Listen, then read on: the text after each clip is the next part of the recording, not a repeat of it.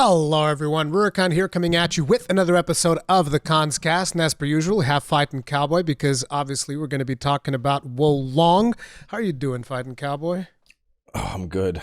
It was such a really long. I don't know. I was trying to come up with it's been a long time waiting for this game, and then I couldn't figure out how to work the woe part into it. It's been a really long game. Whoa, it's been a really long time waiting for this Soulslike. Yeah, dude. How's the wife? The baby still hasn't come, I'm imagining. It's still hiding any up second there, now. It's any second now. Yeah, we are into the final countdown. Dude, I posted it on Twitter yesterday because I was finally like editing my videos and stuff. I'm like, guys, this is my mood right now. Editing all of these videos. I haven't been able to play the game for 2 days because I still haven't finished it. I was just editing the playthrough stuff so that I can post it. I re-recorded my guide twice, and then I realized I still missed one very specific topic, which is the right bumper circle for the counter and weapon switch. I forgot to put that on my guide, but yeah, it's been a wild ride, basically. Yeah, I've been falling off of, because I was working on Wild Hearts too, and people are like, "Where's the katana guide?" I'm like, "That's not happening right now." Yes. I'm sorry, but no, it's not happening right now. It's although Wild Hearts did do something yesterday. They posted up a patch that fixes the biggest problem that I had with the game, which is the slow-mo glitch. There's a glitch that puts everything in slow motion. A lot. They fixed, at least it seems like they fixed it. I have some comments in my comment section saying, nope, I still have it, still have the problem. I'm wondering if it could be maybe people still haven't patched the game or whatever. But there are some people that are saying they still have the problem and they still have performance issues, but whatever. That's Wild Hearts. Honestly, I think it's just that, and like, don't get me wrong, I obviously love PC gaming. I think it's just that we've seen such jumps in PC hardware that, like, back in the day, you know, it was like, This game has to be optimized for basically like a 1080, an Xbox, and then like a PS2, or I don't remember the exact year stuff came out, but PS3 you know what I'm saying. Probably, yeah. Yeah, and now it's like, okay, PS4, PS5, Xbox One, Xbox S, Xbox X, actually, Switch, and then you have like Wild Hearts, different generations of graphics cards, and Wild Hearts is not on PS4 or Xbox One. Fair. But I mean, in general, I feel like game optimization as a whole has just kind of suffered. And I guess the last 2 to 3 years, and I don't know if it's just like QA, because it's weird to be like, yeah, QA sure has gotten lazy. Games are consistently worse. See, that's one of the things that I was talking about in one of my videos, where I was saying that there's no way that QA didn't catch this problem. And people interpreted that as me blaming QA. And I think it's important to say, it's like, no, we're pretty sure that QA catches these things. They report it back up the chain.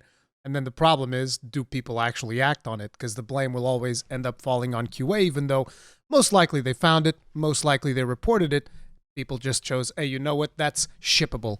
That's a shippable problem. So, yeah. Yeah, and I know, well, just kind of moving on to the main topic with Wo Long, at least I know they are aware of it, because I've been talking to anytime I encounter a bug, I've been sending it to their community manager, and I know they're actively working on like the shader issues already, because they see those as because Wo Long has shader issues. Yeah, absolutely does. That was one of the main things in my review. I knocked a whole point off just for technical issues, like, you know, I haven't bad shader issues for PC.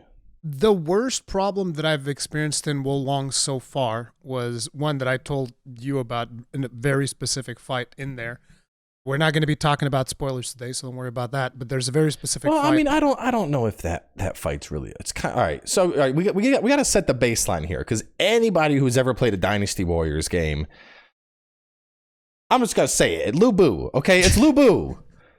He's like one of the most historical figures in the Han Dynasty era of China, or I guess this is technically like post Han Dynasty. But point is, if you know anything about Chinese history, you probably know the name Lu Bu.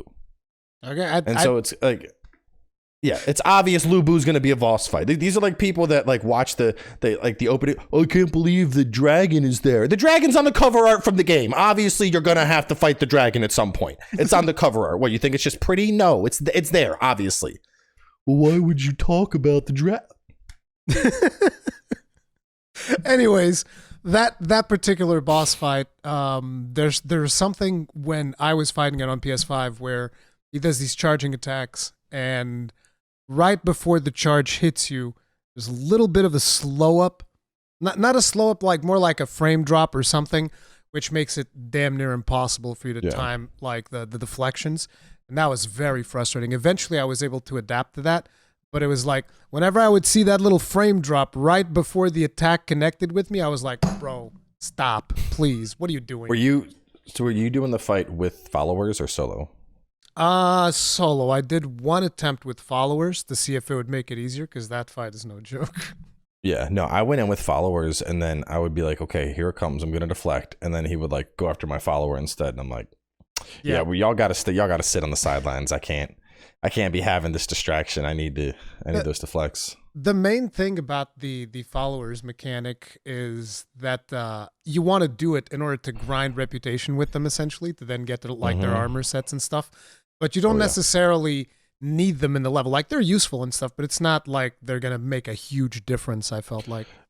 No, I feel like they're mainly good if you end up in like a crappy situation. Like, you round a corner and then you're ambushed and there's like 5 or 6 things. The followers are gonna come in clutch there.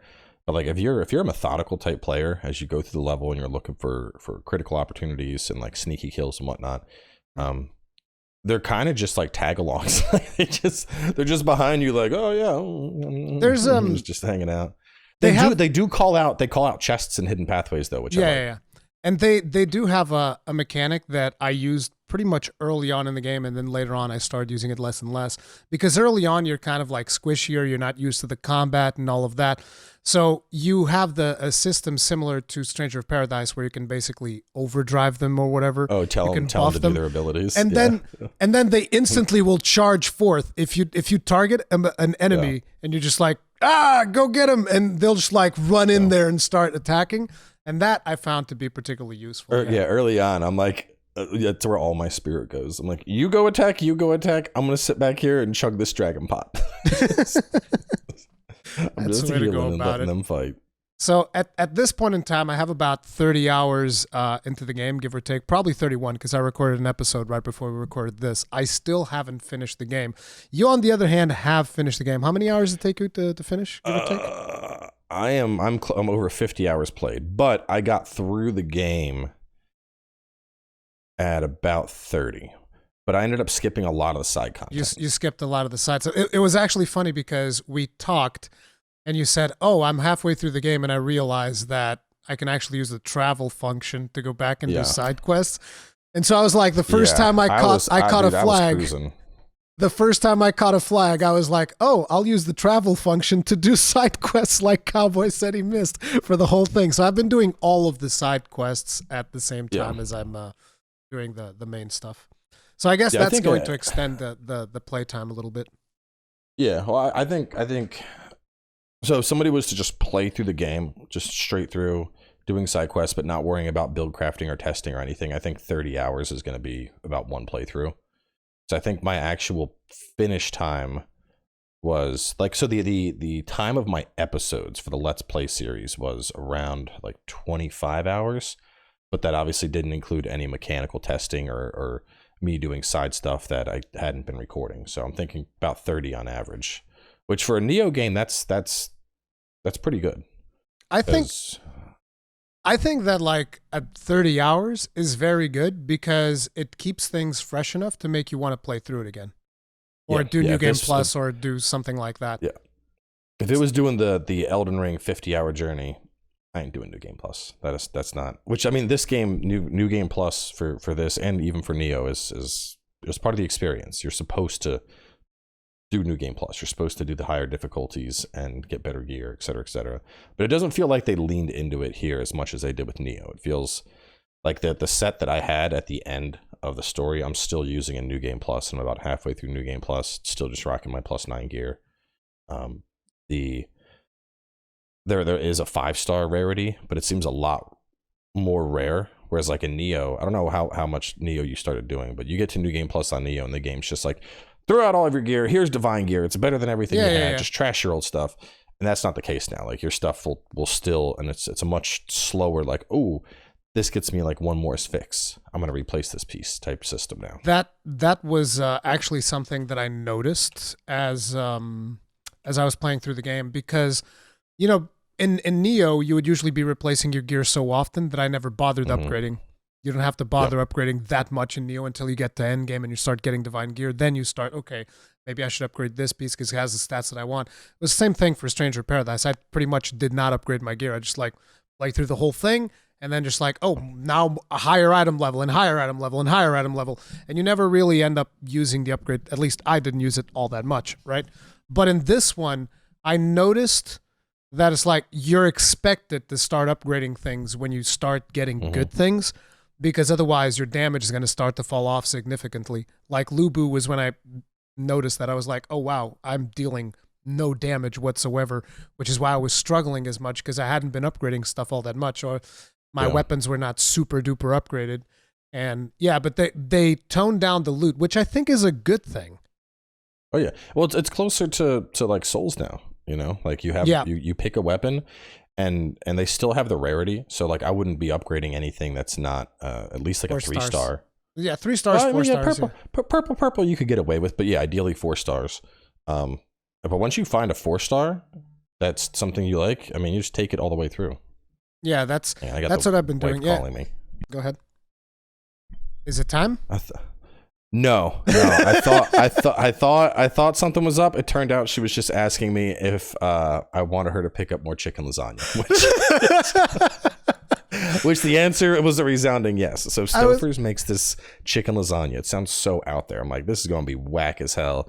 And then I tried it, and I'm like, this is probably the best lasagna I've ever had. It is amazing. It's like they make it so it's like chicken, and they add like a cream sauce, almost like an Alfredo. Oh my god, dude! Man, I'm gonna find it now. I'm gonna find it. You gotta put it in the video now. Listen, the best lasagna is my mom's lasagna. She does forget about it. It's not even just yeah. I like your mom's lasagna too.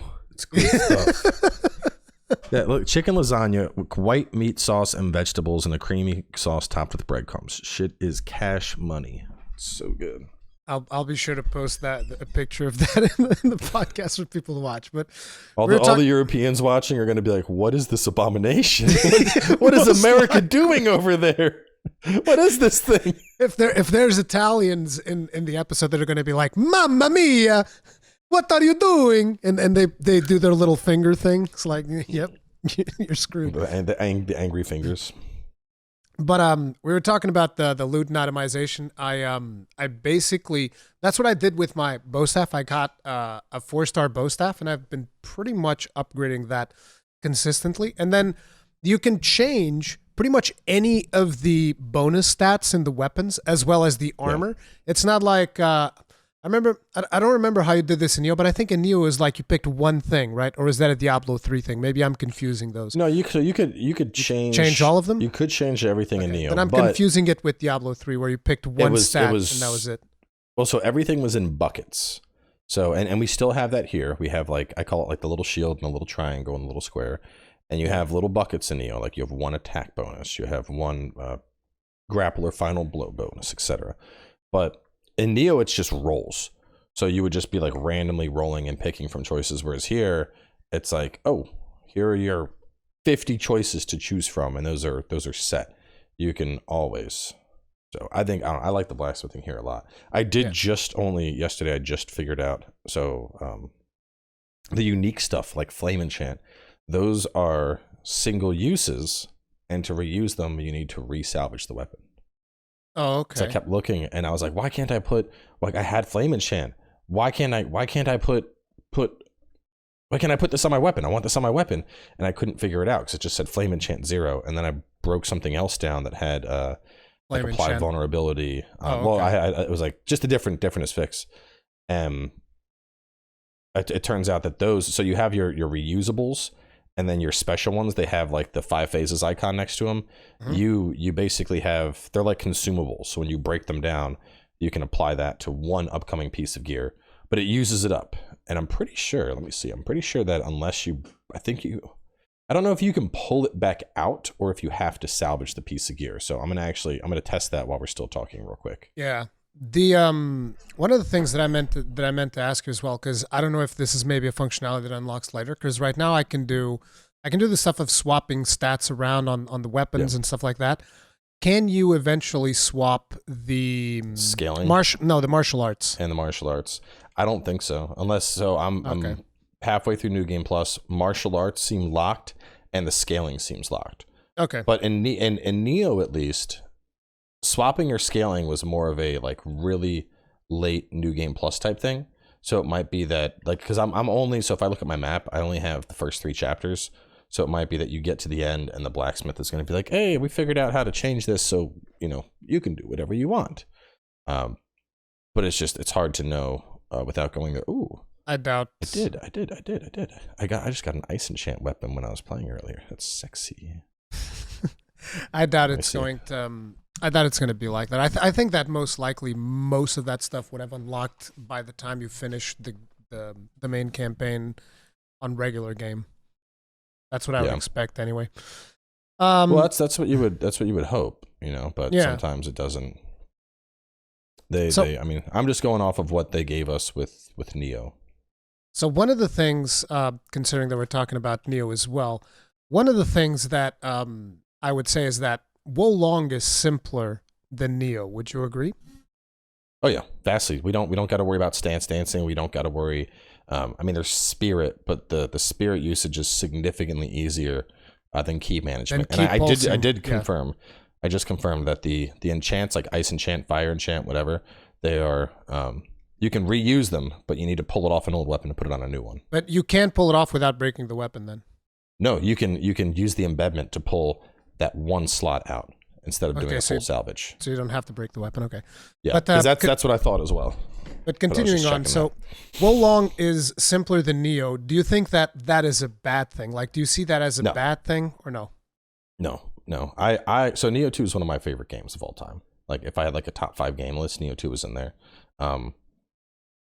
The way my brain works, I'm all about those numbers and the crunching and the possibilities, but it makes the game exclusionary to a lot of people. There's so much in Nioh that unless you're willing to spend hours figuring stuff out yourself, or you're going to watch a guide, you're not going to, like for perfect example, like you said, is build crafting. So many Souls games you play through the game, whereas in Nioh, honestly, the game doesn't even start until New Game Plus. Until you get Divine Gear, there's really no point doing any optimization or upgrading or anything. And it's weird to have this whole system that is effectively useless until you're 40 hours into the game. So it's the same thing in like Stranger of Paradise too. And Stranger of Paradise has more Nioh DNA than Wolong does. Yeah, way more. Yeah, which is one of the things that, by the time I got to the end of the game is when I realized, okay, so at this point I need to be figuring out these things about the percentages and all of these stuff to get the class bonuses. And I was like, isn't it completely stupid that you have like, I don't know, let's say 30 or 50 hours, however much long it takes you to finish Stranger of Paradise, that you have this system in the game and there's no need or even like that much benefit to interacting with the system until you finish the game. It just doesn't make sense to me. Right? Still, the most egregious thing about Stranger of Paradise, for me at least, was the fact that to even experience the DLC, you had to be on Giga Chad highest possible difficulty. Yeah. Like you had to go past Chaos to do Bahamut. If you wanted to do Rift, you had to go past Bahamut and do Rift. Like imagine if you had bought the season pass at launch and you were like, it's going to be fun to try out the DLC and see the story. Yeah, not without investing like 80 hours. Hope you like extra mode. Just use extra mode because that's pretty much the way to go. I did. I spent before the I think it was the second DLC or the third DLC. Anyway, I spent a ton of time. I made like a Super Sage build. I maxed out all of my stuff. I got it up to like level 200. Got all the gear. Spent time as fixing all the gear. Did everything I would do similar to making like an endgame Nioh build. And I was like, I'm ready. And then DLC comes and it's like, oh no, getting smacked one tapped by a Gaki, and I'm like, man. That's what happened to me. Was like I got to the end of it and then I started working on the first DLC, and what I would do is, okay, I'll just play this in extra mode to get gear fast so that I can go through the DLC. So I played in extra mode, went all the way to like item level 500, whatever the max level is, And then I was like, okay, I got the gear. Now let's play through the thing. And in the second floor of the tower, I go in there. Random dude taps me twice, kills me. I was like, no, never mind. I think I'm good. I think I had my fun with this game, and I don't think I want to play it anymore. Yeah, I mean, extra mode is canon technically because you become chaos itself. So that's the correct way to play. It's just a weird thing. I didn't like it, but anyway. So we think that I agree with what you said about it being a better thing, that it is not as complex, because I still think that even though it's not as complex, like it's simpler because the mechanics that you have is like, okay, you got to manage your spirit gauge, you got deflecting, you got blocking, you have all of these things, but it's simpler, but at the same time, it still has a significant amount of depth. Yeah. Well, and I've seen people already, they're upset that they think it's a step backwards from Nioh. And I mean, it is less than Nioh, but I don't think it's a step back because, while it doesn't have the depth of like key management and stance dancing, honestly, the deflects are the depth. It's the same as Sekiro. Like Sekiro on the surface is deflect and attack. It's incredibly simple. But when you get into some of those fights and you're like, bang, bang, bang, bang, bang, bang, bang, bang, bang, and you're finding that exact rhythm to be a parry god, that is where the depth is. And it's in this game too. I think one of the best fights people can experience early on is the tiger. The very first mission of the game, he has an attack where he'll like go on his hind legs and then be like slash, slash, slash, slash, slash, slash, slash, and then go for the slam. And the very first time you deflect chain that whole thing, you're like, I'm a god. I'm the best. Get fucked, tiger. How amazing. Like you feel you're on top of the world pulling off those deflects. That's where the depth is of this game. So do you think that, because there's going to be people that they're going to be asking, okay, so I'm not that good at parrying. Do you think the game for them? Yeah, exactly. That's what I was thinking. It's not, because honestly, I don't know. So just seeing the damage we do, like I can do, my build has a pretty strong wizardry focus and I can cook stuff. But even then, without deflecting, to get like spirit back and stuff like that. To get your spirit back or to get out of negative spirit, like, because you're not going to be able, you need to deflect. You need to, like, I can blow stuff up with just casting spells, but I'm going to need those deflects because I will bottom out my spirit gauge into the negatives. And then you can't block either. Yeah, but I get one critical deflect and I'm straight back into the blue and I'm like dropping out 6 more firestorms. So like you need to deflect. I suppose you could tickle stuff down with melee and blocking, but like, it's going to be hard. I was actually, when I was doing my guide, because I realized when I did my guide, man, I didn't press the block button at all in these 30 hours that I played. You just don't press block. You never? You just, I always shoot for the dodge every single time. And if I die, I die. It's whatever. Here's the hot trick. You hold block and then you deflect while holding block. Because if you whiff the deflect, you block the attack and then you just take a little bit of spirit damage instead. Yeah, I don't know. It slows your character down. So especially the criticals where it's like, yeah.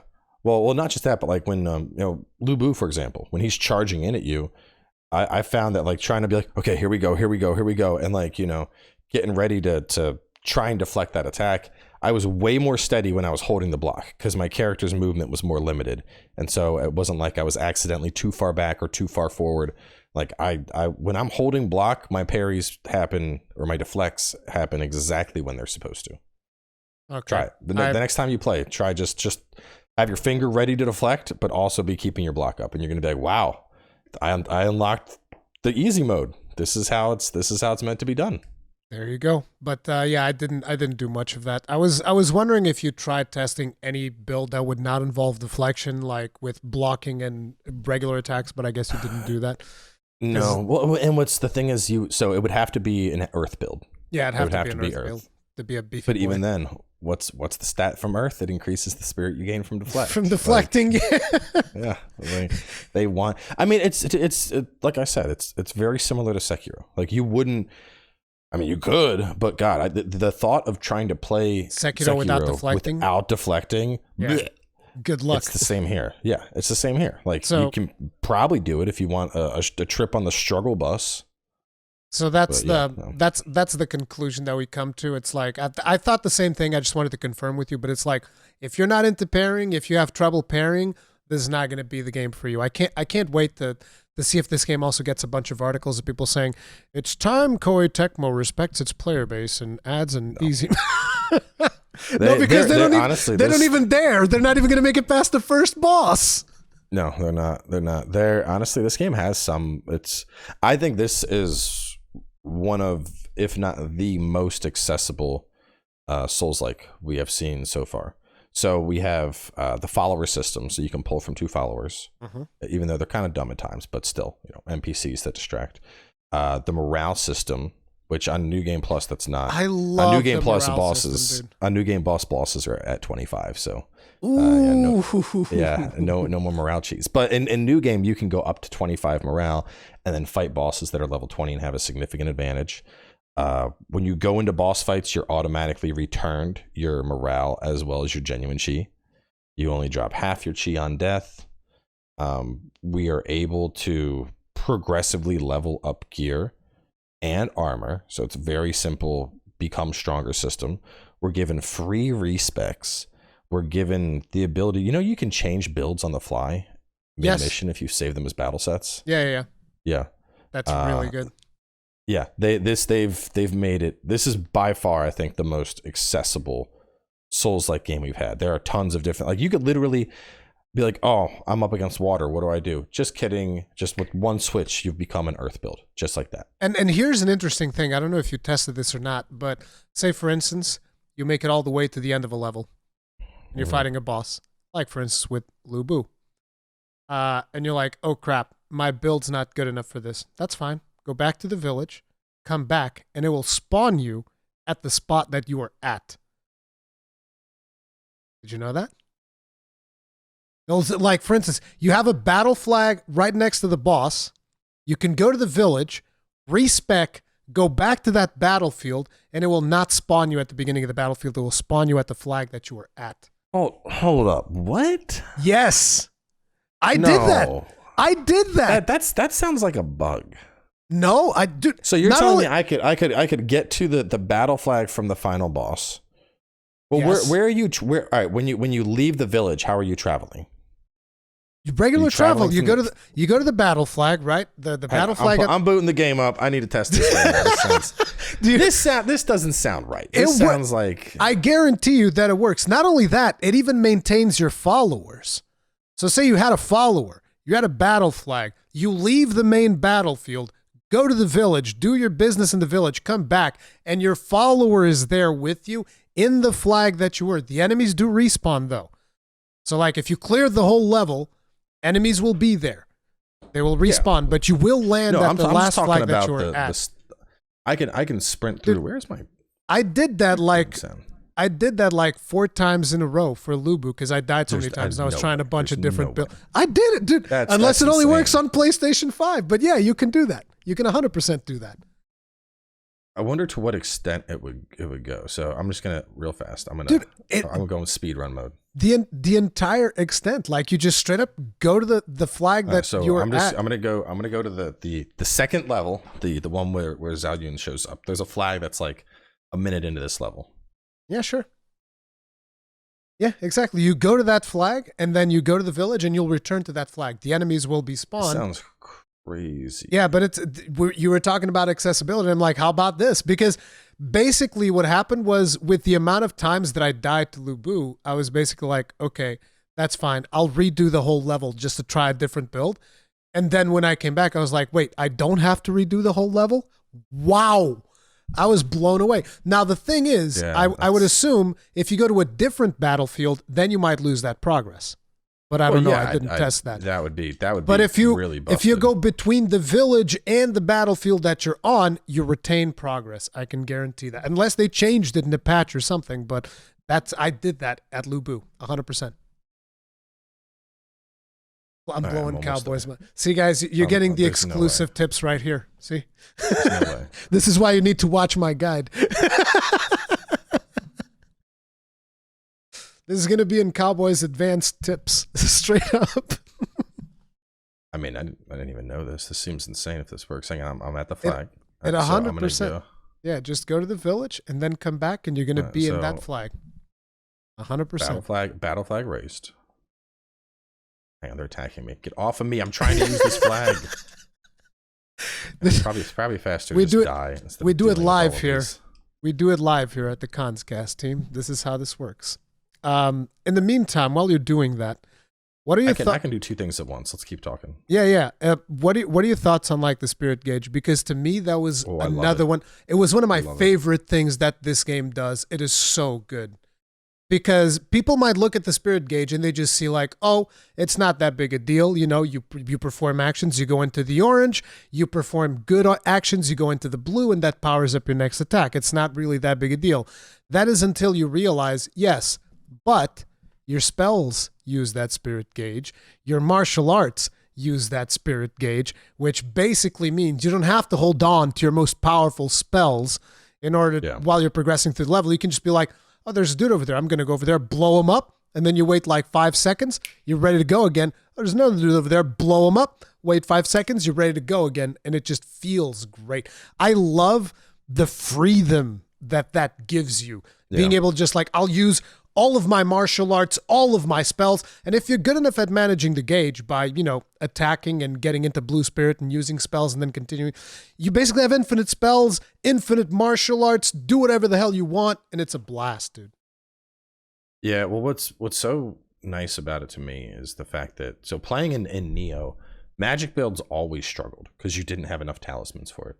So the fact that you can, no, it didn't work for me. It put me right back to the beginning of Mount Dongshan. That's weird. I can assure you it worked for me. I went back to the hidden village, and then I used the flag to travel back to this battlefield. Yeah. Or is this? That's what I did. Maybe it only works when you're progressing through that battle, the main battlefield the first time. Perhaps. And also, what is happening? I thought I turned. But I can assure you it worked. Ambient occlusion put itself back on. Jeez. Yeah. But yeah, but the fact is, if you want to be a super mega nuke wizard, you can do that. Yep. As long as you're getting spirit, you know, there's no limit to how much you're able to do, which is crazy. Yeah, I thought that the spirit gauge system really cool. So I'm not like a Giga Chad when it comes to Three Kingdoms story because I didn't play that much of Dynasty Warriors or anything like that. When it comes to Muso games, the ones that I liked the most were actually like Hyrule Warriors. I thought that was pretty fun. But like, you've apparently played way more Dynasty Warriors, right? You've played all that stuff. I grew up playing Dynasty Warriors. Dynasty Warriors is my jam. So these days it's kind of rough, but back in the day. So you're into like the story of this stuff and whatnot. Oh yeah, Romance of the Three Kingdoms. It's awesome. Honestly, the only thing I don't like about the story is that we didn't get to my boy Zhuge Kongming, the Shu strategist. I have no idea. Like again, I don't know any of the sleeping dragon. Come on, Ruri, dude. I don't know any about anything about the story. Anyway, because guarantee I guarantee the DLCs are gonna be based around because there are like so the end of the game. No spoilers. Careful. Well, no, I mean it's a cutscene you see at the end, very non-spoilery, but Zhao Yu makes an appearance, and he was one of the main strategists. So all right, there's this game focuses basically it wraps when the Three Kingdoms begin to form, Shu, Wu, and Wei. And I'm sure you kind of got an idea that Cao Cao, there's Team Blue, Team Green, Team Red. We'll keep it like that. Keep it simple. Those Three Kingdoms form, and I think each of the DLCs is going to be based around one of the kingdoms. Each of them you're going to be assisting with one of those groups more than likely. Because in history, ultimately, the Kingdom of Wei and basically Cao Cao's army, they end up being the ones that rule in the end, but it takes a really long time. Like all the people that are in this game have basically passed away by that point, and it's, you know, the next generation that's fighting and whatnot. But we didn't really get into the strategists in this game. Sima Yi, he wasn't in the game at all, and then Kongming, he wasn't in the game at all. So they're definitely coming up.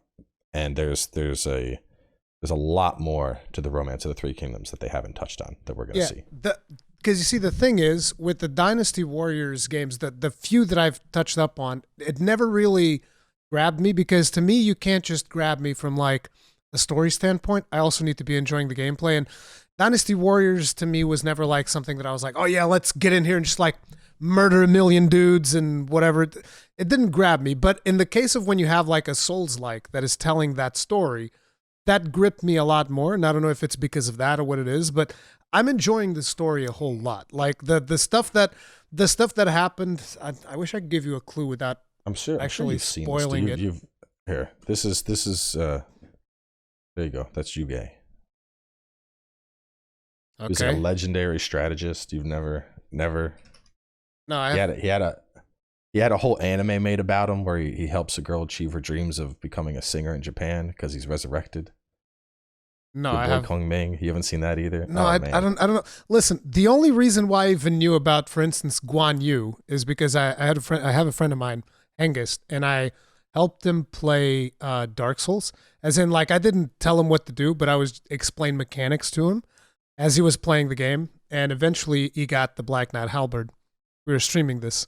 And he says, "Oh, it's like Guan Yu's weapon." He was like, "Oh, I got the Guan Yu." He would call it the Guan Yu, basically, the friggin' Halberd. Yeah, he's known as like a god of war in China. Guan Yu, Like you mean? he's Yeah. a legendary figure. Yeah, he's but basically when I saw Guan Yu's name, it's like, this guy's Guan Yu. That's cool. But listen, my favorite character so far is actually Zhang Fei.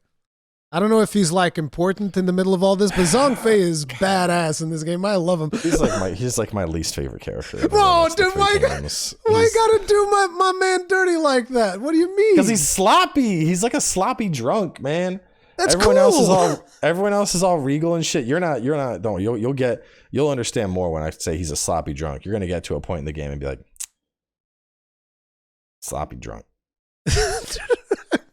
I'm farming I'm farming all of my rep with him, dude. He's like the character I'm leveling up the most. He has a good set. I'm not gonna deny that. I'm just saying as a person, he's kind of a sloppy drunk. I don't know. I thought it was cool that the first interactions that you have with him and whatnot, I thought it was kind of neat. I was like, I like this guy. It reminds me of like a dwarf, which is cool. I like dwarves. So, that's just the way that I thought about it. But you finished the game. What did you think about the story? Did you like the story? Did you not like it? With this is something that people have been dukeying. Like a lot of, in my review, my two points were: one, enemy variety and level variety are lacking, and then two, technical issues. But a lot of people reviewing the game are actually like crapping on the story. From a Three Kingdoms perspective, I think they did a fantastic job telling this story. They took obviously creative direction because there weren't, demons and demonic chi going around. But I think the way that they integrated it into the story was really cool. And so I enjoyed the story for what it was. I also think Team Ninja isn't known for telling, this ain't God of War. They're not going to tell some grandiose tale. The one thing which I don't think I would consider this a spoiler, but the bad guy that we meet at the start, the Mr. Licky, he was actually a real person in history. But what was funny is in history he was he was a Taoist, but he was basically like a monk and he would heal people, and so Sun Ce had him executed for swaying the people's hearts. Back in the day, he was just some good dude that was like healing people and helping the poor. And Sun Ce came in and was like, "Nah, not in my house.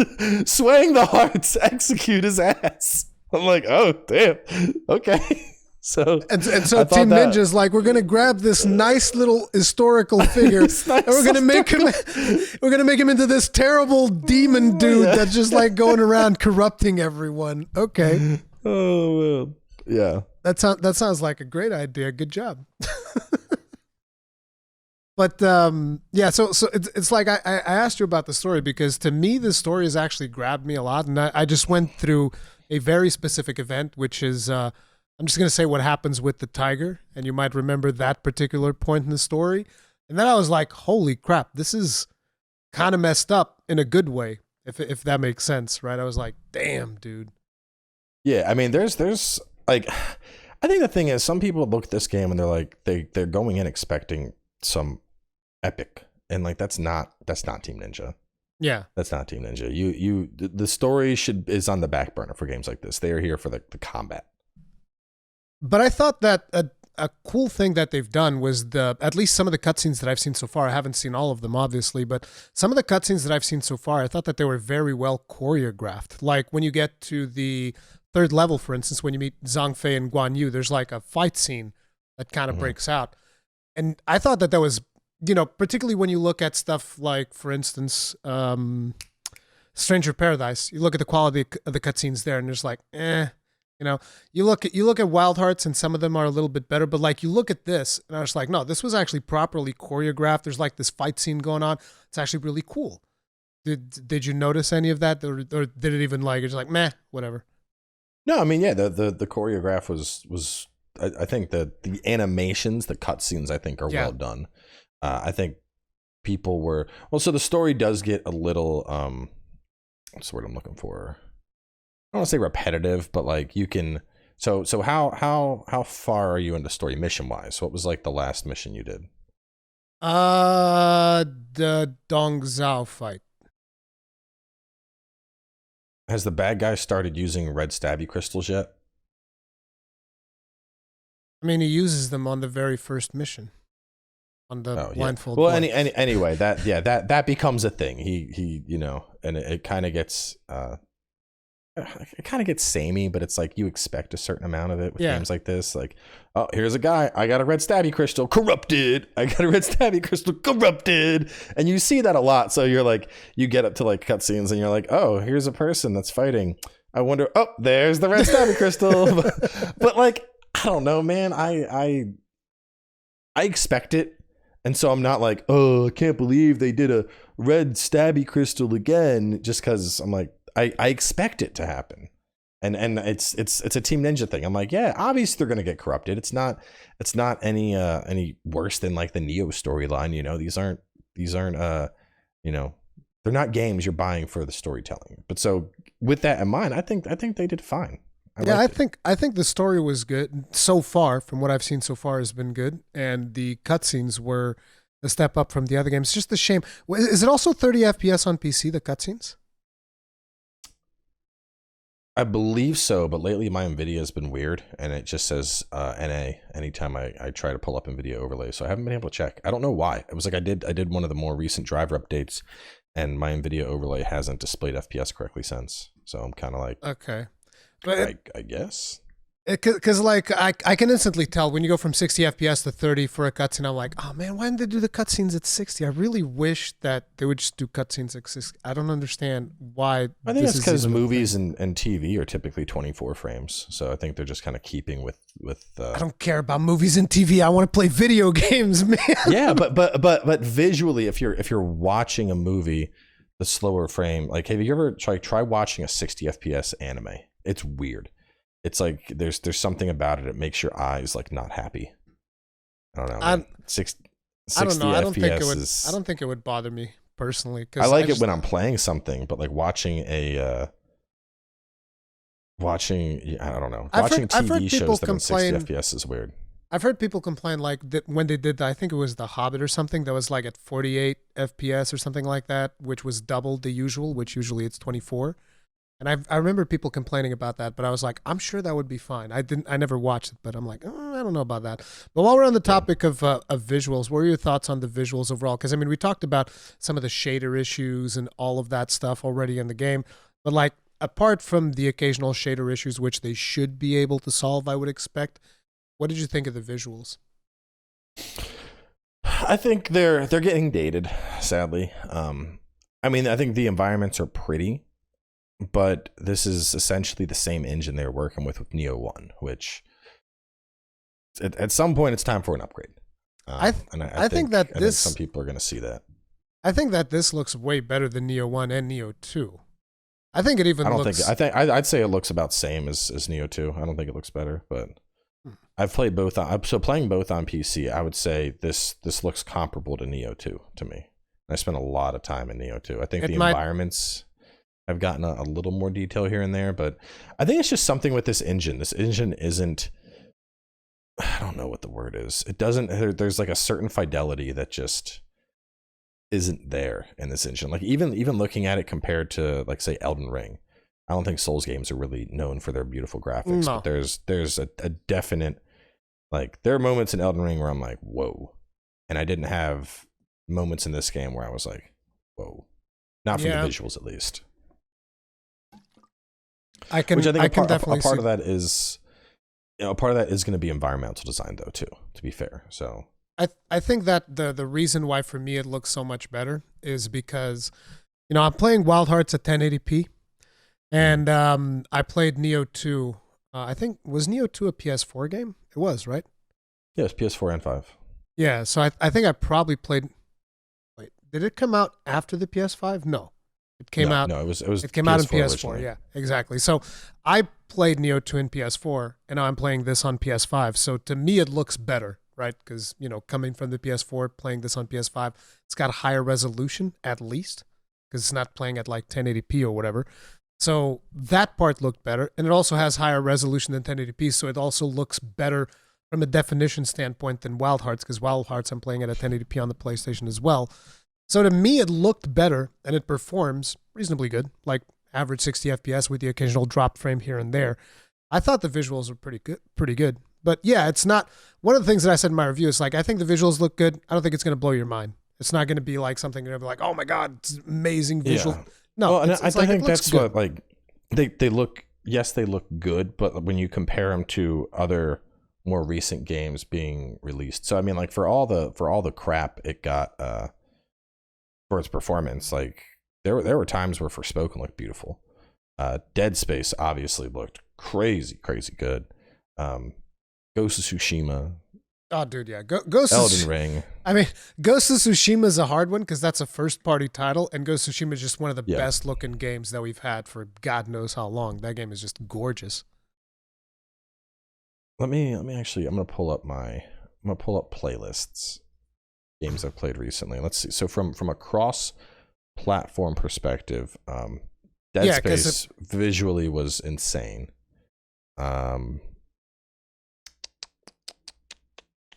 I haven't done a ton of cross-platform stuff. Calypso Protocol was dookie, but it did look really good. I'm trying to think of something that's kind of like this. Plague Tale, I think the visuals were really, really tight in Plague Tale. I haven't played it yet. Oh, it's worth it. It's real sad at the end. You're gonna be like, not like this. not like this. But so I mean, I don't know. I think the visuals are just getting a little bit dated. Like I think a good comparison, honestly, is like Monster Hunter Rise to me. I love Rise from a mechanical standpoint and a gameplay standpoint, and the visuals look good. But like anybody that's played World and then they go back to Rise, they're like, "What happened to the visuals?" It's not quite that bad, but the visuals aren't. They're not like modern AAA visuals at all. It's not. It's like it's upscaled from the Nintendo Switch because it's essentially a Nintendo Switch port. Yeah. But yeah, it might also be that I just haven't played a whole lot of first-party titles ever since like freaking God of War or whatever. So graphics hasn't really been something that I've been, oh my God, I've been seeing these amazing graphics. So maybe these just look. Yeah, no, and it's not something that like even in my review, I wasn't like graphics could be better. Game loses a point. Like I don't mind because I'll play a lot of indie stuff too. Like I played there's this like a twin stick cowboy shooter thing that came out called Dust and Neon. It's like I saw top down twin stick. So like I'll play stuff like that. So I'm about as far as you can get from being like a graphics snob. But I think it's time for them to update their engine is all. I think they could do with a little bit more fidelity. And to be honest, considering the technical issues that were in this game, that's another like, all right, guys, maybe it's time to, I know everyone likes in-house, but like fucking use Unreal or something. This is the Katana engine as well, right? So it's the same thing as Wild Hearts? Yeah. Which Wild Hearts looks pretty, but same, man. Look at the technical issues. Yeah, like, dude, Wild Hearts has so many technical problems. Jesus Christ, they need to sort that stuff out. But they do a really good job with the animations, though. I would say.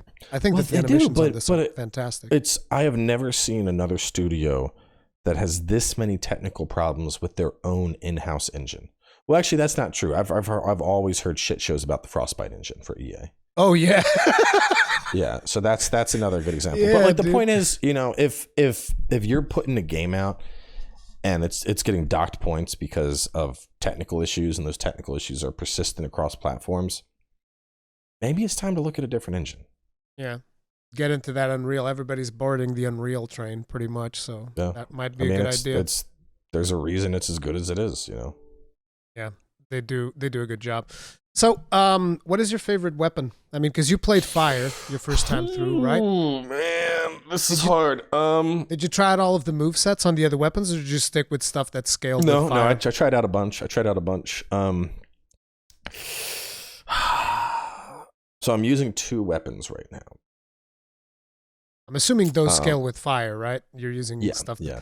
So one of them is going to be one of them is going to be the iron sword. No. No.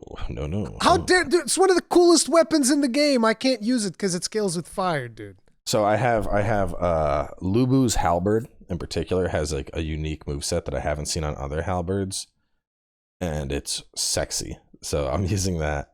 Yeah. And then I'm using the dual halberds from Sensei as my secondary.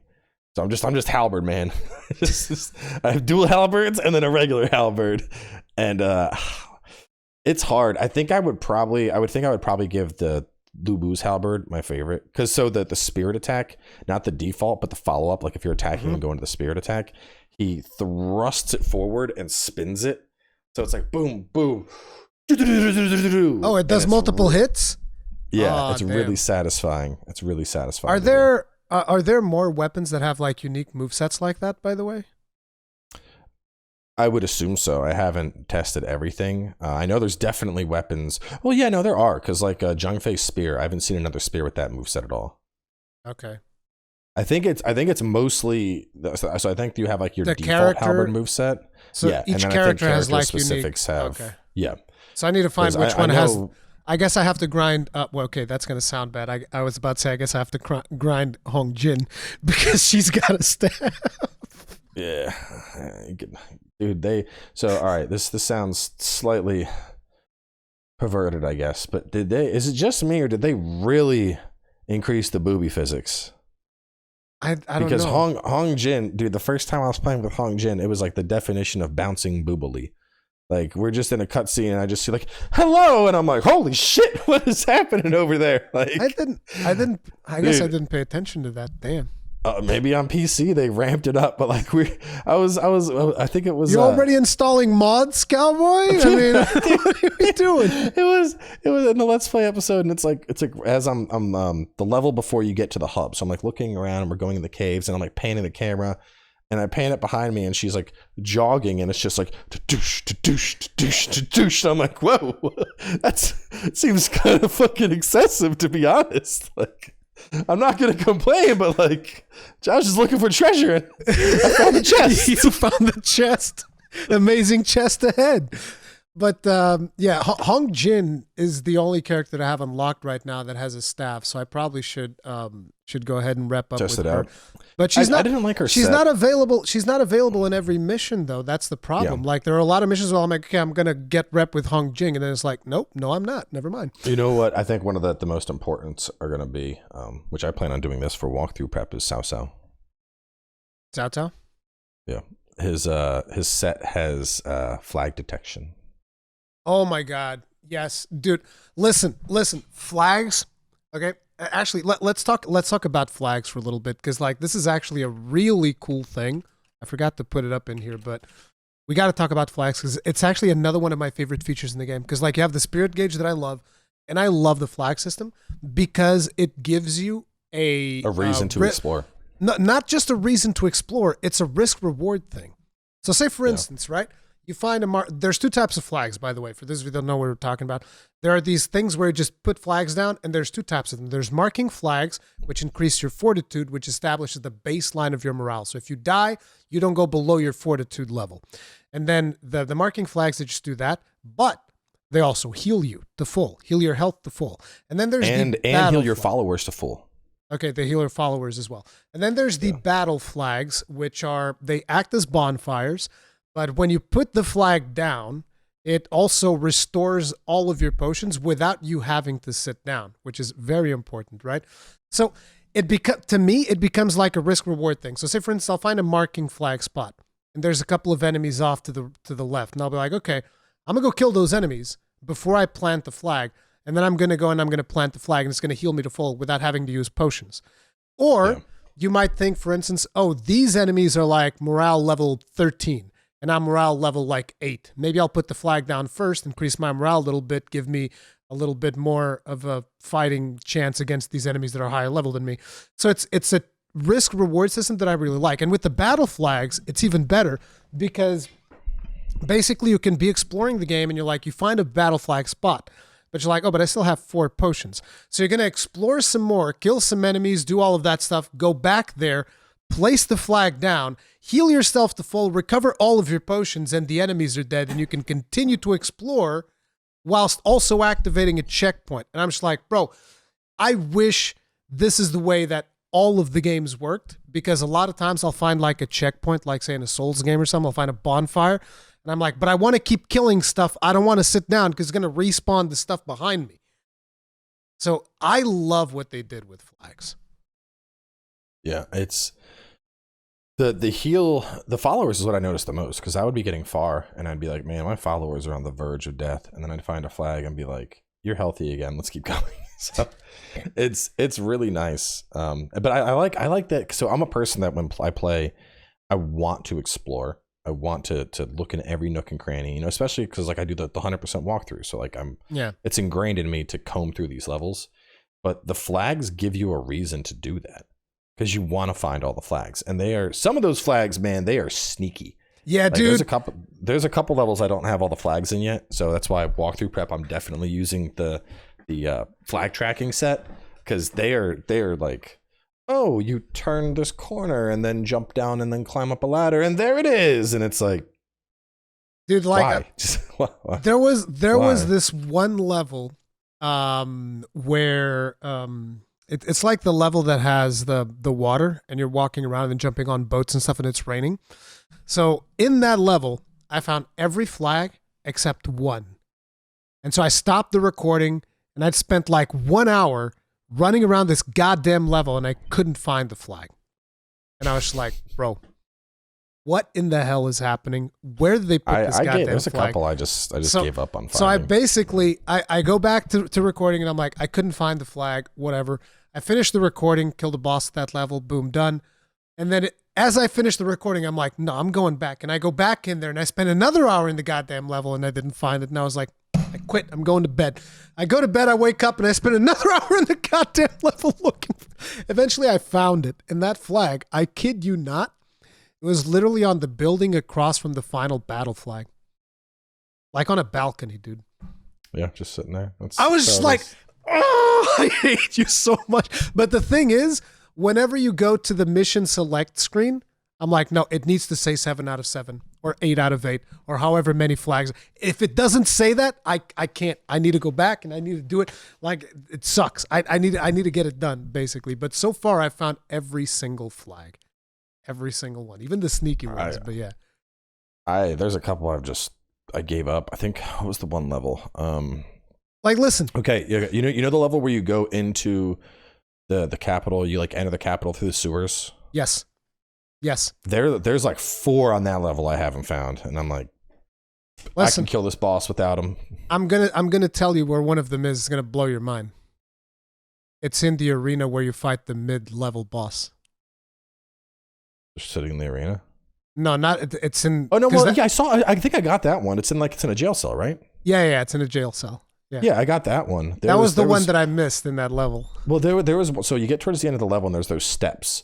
And I could like see one, but I have no idea how to get to it.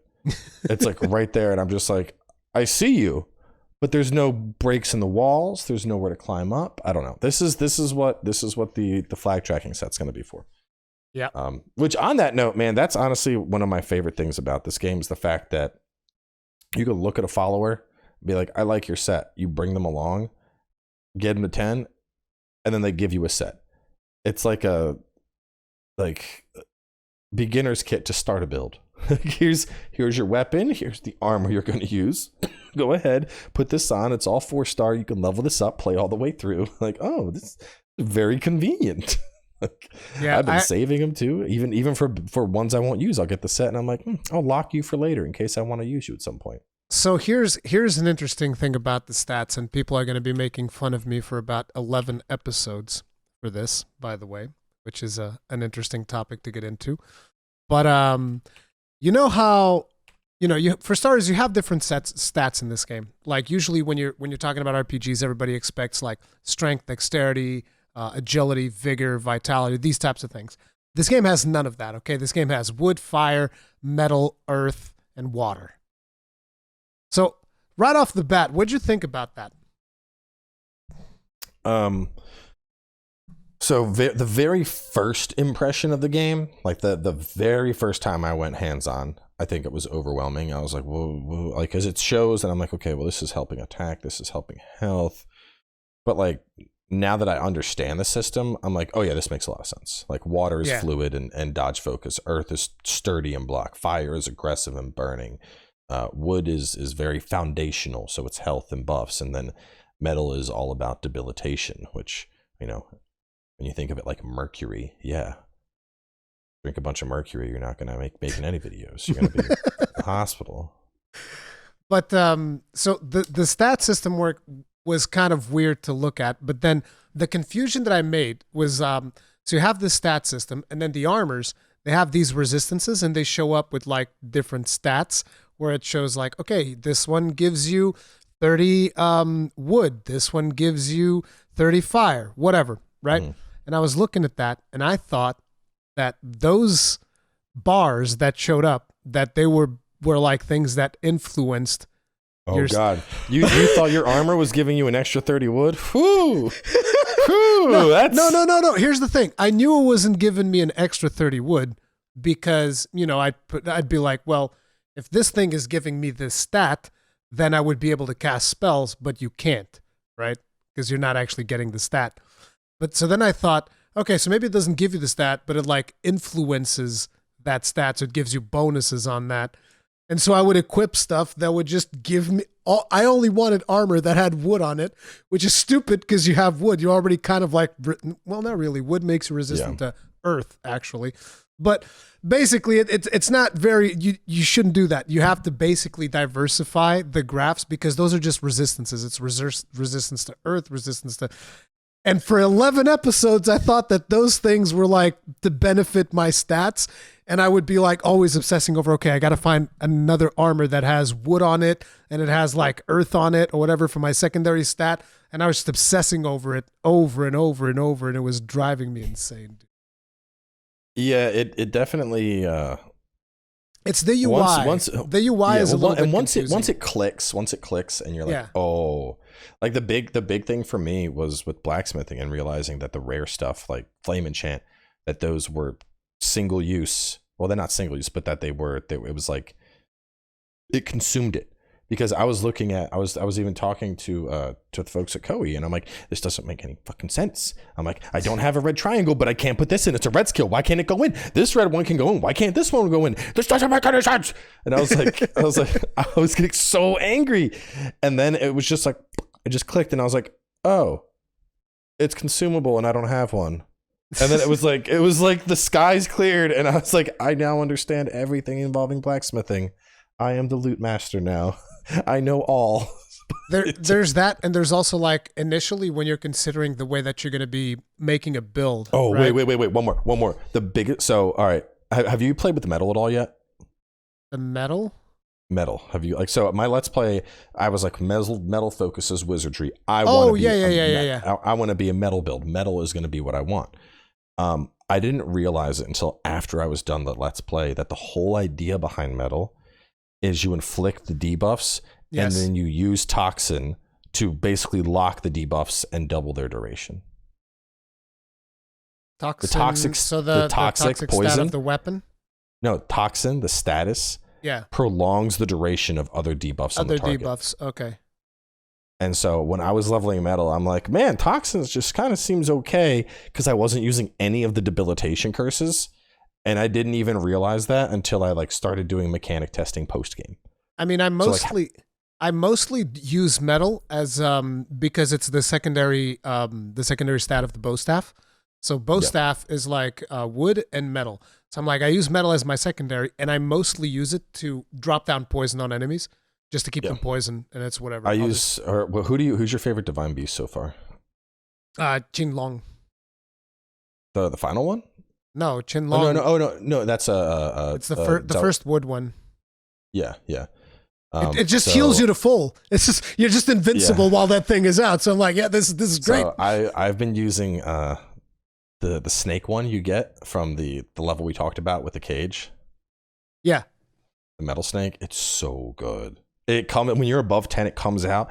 It spews poison pools all over, and it applies like 5 or 6 statuses to the target. So like Jesus it would be like, Christ. Yeah, I'd be like fighting something, and I'd be like, it's time for you to get fucked, and I drop that, and then it's like, you deal less damage, you take more damage, you're slowed, you're poisoned, you're blinded, and I'm just there like, fire, fire, fire, fire. Just, on top of it, burning them down. Just cooking it, dude. I'm like, oh, this is good. I like this. The first time that I tried out fire, I was like, dude, this thing is ridiculous, because you would basically go up, and you can actually see it on some of the gameplay that I posted for like my review and stuff. Because I just played fire to go get through it super fast. So it's like you're fighting the monkey, and I'm just like, here's 4 pyroblasts to the face, and the monkey's just like, oh no, I'm on fire, and you broke me, and oh my god, everything. And I was like, yep, that's how it goes. Fire is brutal, dude. I went through a level where, the enemies were like higher level than me and stuff like that, but I was going through the level, and I would pop like 2 of the bursting fireball, instantly break. And they would be on fire. And I was like, dude, this is insane. Like, fire is insanely good. But then I spoke to you, and you're like, well, I'm doing fire in my Let's Play. And I was like, fine, I'll go back and I'll play wood. Whatever. No, well, so I start here. So you want to see fire? Check that timestamp I just sent you. That's basically the end of my review. But that shows what happens when I do Feng Zi poison and then I dump fire out. Watch what happens to Feng Zi's health in that like 10-second clip here. I'm like messing with the camera and everything. Yeah, it has the debuffs: slow, anti-spirit, take more damage, deal less damage, and then Jesus Christ. And then I'm just like, and it's time for fire, and it just dies. Like it's so ridiculous. God. Yeah, that's freaking beast, dude. Yeah, it's like literally a quarter of its health is gone instantly. Yeah, fire is really, really good. But and what I like so much about it is because as long as you're attacking, you have spirit gain. You're always gaining spirit, so you don't lose. So you're just like do, and then you're like boom, and you're just throwing down. Like if I have a full spirit gauge, I can dump out about 8 of those firestorms, and I can cook like even something that's like I'm a water boss. I'm like, nah, you're missed, bitch. You're getting cooked right now. Water counters fire. Welcome to evaporation. You're going down. It's friggin' brutal. But yeah, my build relies more on actual doing melee stuff with the wood, but you have so much sustain while you are doing it because of not just because of Chin Long, because he heals you, but also you have that skill that makes it so that you can get the Spirit Beast faster. I get Spirit Beast so fast. Like I haven't used that one, but I saw that and was like, this is probably one of the better buffs. I actually absorb vitality. That's what got me through the Lu Bu fight, because I figured out. So you're not supposed to use it like just have it on because it just trickles in. But I put it on triangle basically, and then when I would get an enemy down for a death blow, I absorb vitality and I immediately death blow. And a death blow with absorb vitality up heals you for about 1/3 of your health bar, sometimes more. Interesting. Yeah, try it out. The next time. What's nice about it is because fights are always going to flow with you getting crits. So it ends up becoming like if you have that on, because you pop it and then you're getting a death blow, so you're immediately negating out the spirit gain from even casting the buff, the negative spirit gain, or I guess loss technically. But yeah, it just gives you fat heals as long as you use it like that. It's crazy good. The thing that I noticed about the critical blows was the one that increases the Spirit Beast gauge, because when you do a critical blow with that buff up, it's like half the gauge. It's like poof. Yeah. It's like what? Yeah, I'm actually debating what I want to do for the walkthrough, because I was thinking either wood or water, because I think those are the safest options. Water, obviously, you could stealth most of the stuff, but wood. It's gonna give you. It's gonna give more. It's gonna give you more health. It's gonna give you more health. Like, listen, you're gonna be able to use the tracking set. Massive. Yeah, I need to actually. I think it's gonna depend, because on one hand I was like, oh well, it would make sense if the walkthrough uses the tracking armor so they can track flags, and then I'm like, well, at the same time, if they're following the walkthrough, I'm going to tell people where flags are at, so they won't need that armor. So I don't know. I got to think about it, because the water has what I would argue is the strongest spell in the game, with Ominous Chill. The one where it creates like a bunch of icicles and you rain them all down. I don't think I've unlocked the final set of spells yet. Yeah, it does. So even without putting a heavy investment into Frost, that was dealing about as much damage as my Firestorm. Damn. With a heavy investment in, I mean, it's a high end. It's like a 15 morale skill, but it'll it cooks, man. It does some seriously mean damage. But the one thing that I used from water was like their little mine thing, which doesn't even require that much, but it's really good. At least it helped me a lot in like the Lubu fight, because I'd just be placing mines and he'd be coming at me and he'd be getting the water mine. Yeah, and he'd be getting hit by the water mine and the whatever I was able to inflict afterwards. So that was very good. I did a water build specifically for that. That gets you. I'd say on average, I was seeing about half a bar of chill from that too. Does really good chill build up. Yeah, the one thing that threw me off with water though is I got so used to the deflect timings that chilling enemies and slowing them down, I started missing my deflects because they were moving too slow. And I'm like, oh, this is a thing now, isn't it? Okay. Yeah, you gotta get those timings down, otherwise. And that's the thing. I don't want to be like, yeah, this will slow stuff down and make it easier for you, and then I'm whiffing all of my deflects on the walkthrough because I slowed the enemy and I have to relearn all the timings. Yeah, that can be a little bit challenging. My favorite weapon, by the way, bow staff. Dude, bow staff is so much fun. Have you tried the bow staff? No, that's like Hong Jing staff, basically. Yeah, dude, but listen, the thing about the bow staff is the sound that it makes. When you are wailing on an enemy, it just goes like, boom, boom, boom, boom, boom. It just feels so good, dude. Like when I'm wailing, I'm just like, don't, just like, yeah, dude. The start of the game, I almost got sucked into Thick Boy because you beat the hammer. That spiky hammer, and I was like, oh, this scales with metal. Oh, maybe I'll use this. And so for like, I found that half of my walkthrough, I was being a Thick Boy with like metal and earth, and then I switched to fire, and everything changed. I found that the heavy weapons, I struggled with them a lot because you'd be wanting to parry, you'd be wanting to do a deflect, and you'd be in the middle of an animation. Whereas with fast weapons, that doesn't really happen. My two favorite weapons were like the bow staff and the iron sword, because I like the little red thing that it's got attached to it. I thought that I don't know. Yeah, there's just something about Chinese swords. I like Chinese swords more than I like katanas. I think they're really, really cool looking. I don't know why. They're very ornamental, whereas katanas, I mean, well, a lot of the I don't know if ornamentality is a word, but you know what I'm trying to say. I think a lot of that with katanas, it comes with like the hilt and the handle, which you're holding that part, so you don't usually see it. Whereas Chinese swords, I think I don't know. I just like the way they look, and I thought that the sounds that you get from that, it feels like almost they came from those 80s Hong Kong movies that you would watch and stuff. So I don't know, there's just something about that really vibed with me. So I need to eventually do a fire build just to play with the iron sword, because I really like that. Fire's it's so good. It is. The sheer speed and aggression, like the that first fire spell you can get, blasting or whatever. The bursting fireball? No, that's not bursting. So at the start, the combustion type, the spell is what you're saying. Yeah. We'll just call it combustion. Combustion is unironically one of the best spells in the game. It is so fast. Like in my average fights, the way they go is I do one basic combo, spirit attack, combustion, critical. Every time.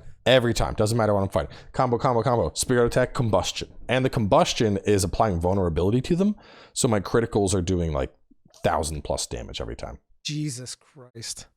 Yeah. That sounds pretty insane. I don't get those numbers with wood, I'll tell you that right now, but you get wood is very good and sturdy. I'm like, yeah, just a quick 1,200 damage to this thing's face. whoa. Yeah, I heard wood does burn down fire. Maybe I'll switch things up. No, but I still like it, and mostly it is because of the weapon. Because that's one of the things about builds in this game is that you can look at what the stat does and build around that, or you can look at the weapon and build around that, or you can look at the spells and build around that. That's kind of like the three basic ways for you to work on a build. So for me, it was like bow staff, real good. We build wood. Boom, done. Like that was my decision making. Yeah, I mean, I think building around the stat or the spells you like is more important. Just because with weapons, so like the blacksmith has 2 halberds and fire is the tertiary stat on both, and it doesn't get good scaling. Whereas Lu Bu's halberd, it's the primary. So I think it's important that they don't look at weapons and then be like, you know, a good example, dual swords. Early on, like I've already seen people, they're like, oh, dual swords are all water scaling. I want to be water. Lu Bu's swords are wood scaling. They're dual swords. So there's a lot of weapons where interesting. I wouldn't have expected that. So Lu Bu's has dual swords that scale out of wood. So from what I can tell, do they have a unique moveset? If you, I'm assuming you unlock them. I haven't yet. Well, no, I have, but I didn't play with them. Okay. Because I don't know who would. But every follower, every recruiter or whatever you want to call them, their weapon is always primary scaling in whatever their element is. So unless Lu Bu breaks that rule, I mean, Zhao Yun's spear has been earth, Zhang Fei's spear has been fire, Sun Tse's spear has been fire. Dude, that means there might be like a follower with a bow staff that I still haven't unlocked, which would scale up. I mean, I can. No! Don't spoil me. No, don't spoil me. I want to find that out for myself, dude. I like exploring that stuff. I know Hong Jing obviously has a staff, but I haven't. Yeah, but she's wood, so it's probably going to scale off of wood. Yeah, I've just been looking at all the fire. I'm like, you have fire, you have fire. I like Zhang Fei's spear a lot. It's pretty fun, but Lu Bu's spear has already captured my heart. So have you noticed some of the martial arts, they have a unique effect when they're in high spirit?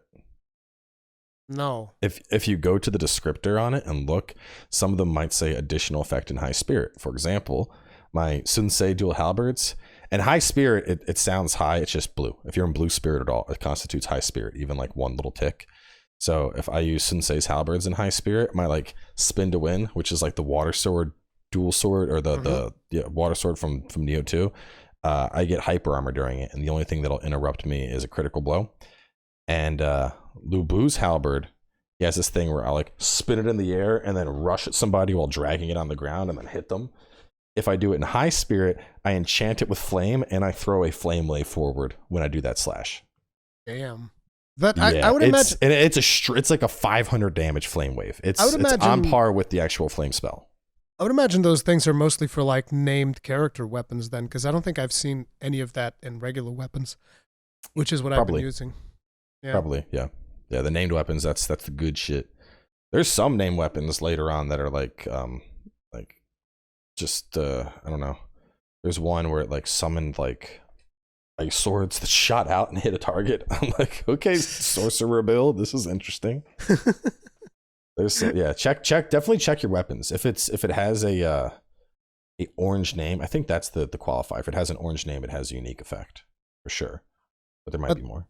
The cool thing about the stats and all of this stuff about doing builds is that people might be concerned, oh, should I build this thing, should I build that thing? It's like mission 4, mission 5, whatever, it's like you can just respec permanently forever. Dude, yeah. No penalty, no nothing, don't even worry about just it. Just respec, save battle sets, change them out in the middle of a mission. The only thing preventing you from having 5 different specs as you play is how expensive it would be to upgrade. Because on average, as you play, the game gives you enough resources to consistently keep 2 weapons maxed out on upgrades. If you fully explore a level, you'll like if you're on the mission that's going to give you tier 6 steel, it's going to give you exactly enough tier 6 steel to upgrade 2 weapons. And then the next mission will give you exactly enough tier 7 steel to upgrade 2 weapons. And if you want to level more, obviously that's where farming or salvaging and stuff like that comes in. But so it's good to kind of pick 2 weapons. I think the best recommendation is what I did, at least with my build, is I focused fire and then I focused earth, since earth was the counter to water. And then I had one weapon that was going to be primary fire, and then I had one that's skilled more off of earth. So if I ran into a water thing, I could probably kill it with fire, but I might as well switch to the thing that's going to hard counter it anyway. And I found that covered most of my bases, because then if I was basically against a water target or a other fire target, just because it was going to have high fire defense, I'd run the earth weapon, and against everything else, I'd run fire. And so that felt, I think that's going to be the go-to, is your primary and then the counter of your counter.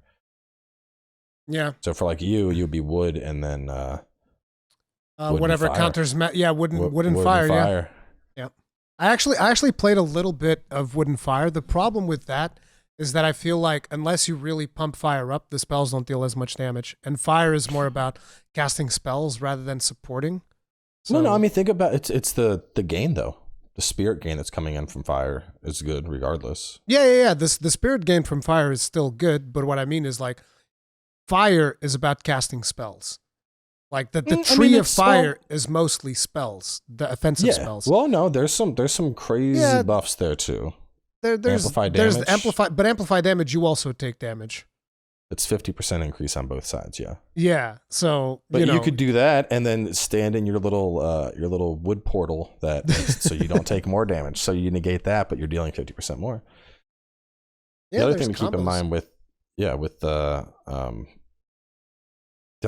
in mind with fire is it's kind of weird. It's almost like a disconnect, because the tree focuses around spirit gain and then decreasing martial arts. But I actually found it to be one of the better trees. For spell casting. I have essentially a wizardry tree. I have a wizardry build. My build does crazy damage, but my nukes are going to be my wizardry. And like all of my gear is like plus wizardry damage, plus fire, plus wizardry damage, plus fire, plus wizardry, plus fire. And so it makes sense.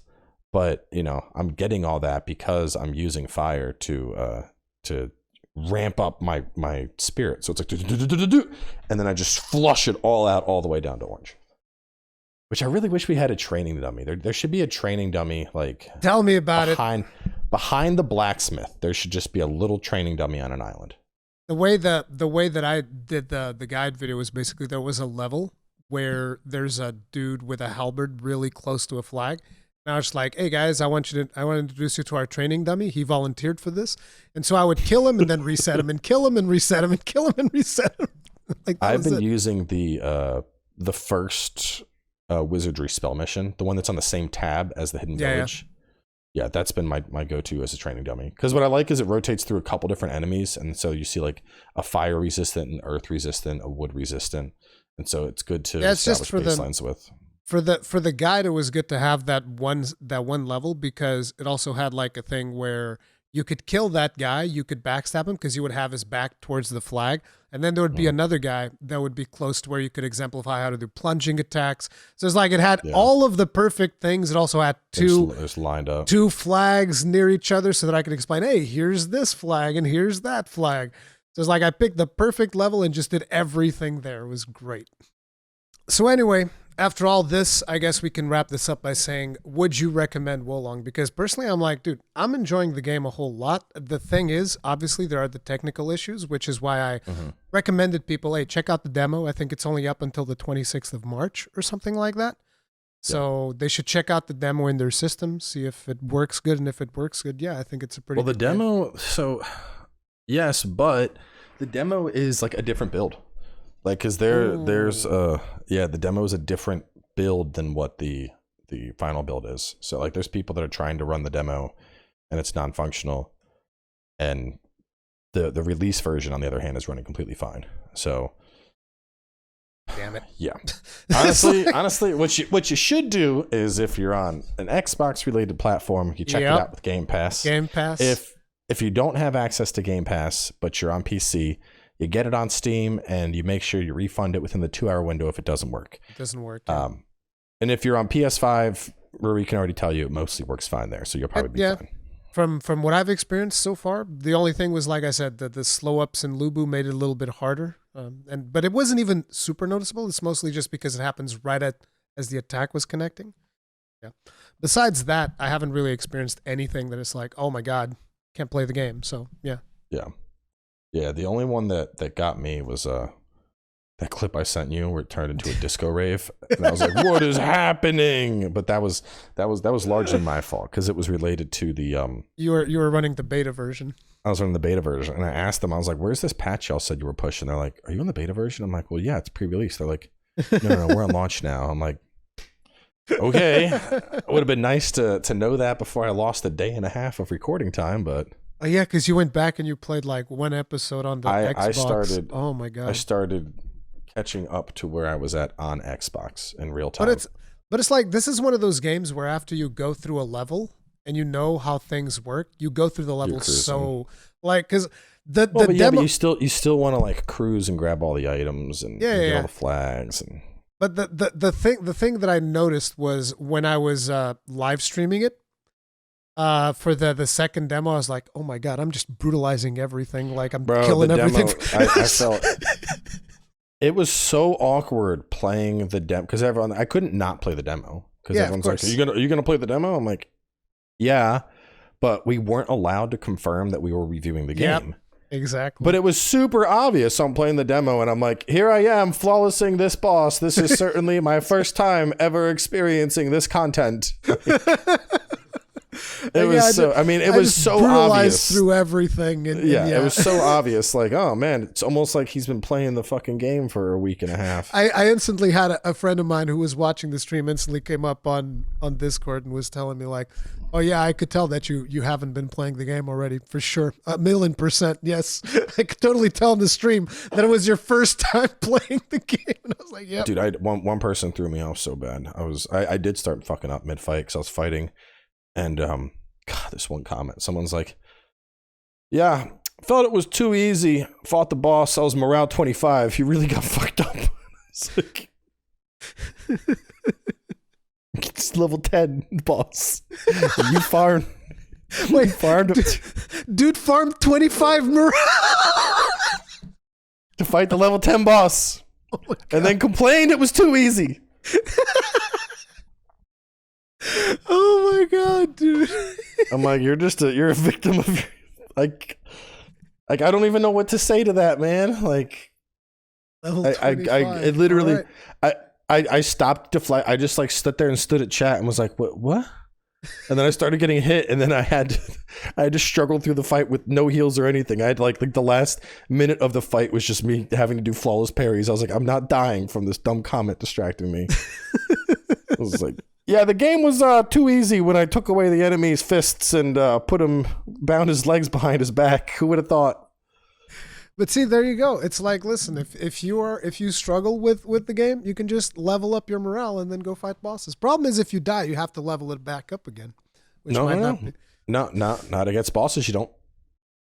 What do you mean? If you die to a boss, when you walk back in, the boss does not take your genuine chi away, and they don't take your morale away. They don't take the morale? Oh, I never noticed that. No. But if you're getting hit with criticals, you're going to lose it. That's a different situation. But yeah, if you farm up to 25 for the boss, as long as you're not being hit by critical attacks, you'll not lose your morale. The problem is, if you're dying to the boss, it's probably because you're going to get hit to critical attacks. Yeah, you're probably getting hit by critical attacks, and so you have confirmation bias. You're like, well, I'm losing my morale. Well, yeah, but not for the reason that, yeah.